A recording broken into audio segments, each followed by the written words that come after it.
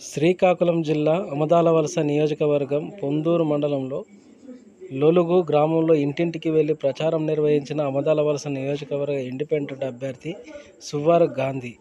ఈ కార్యక్రమంలో నాయకులు, కార్యకర్తలు, మహిళలు పెద్ద సంఖ్యలో పాల్గొన్నారు.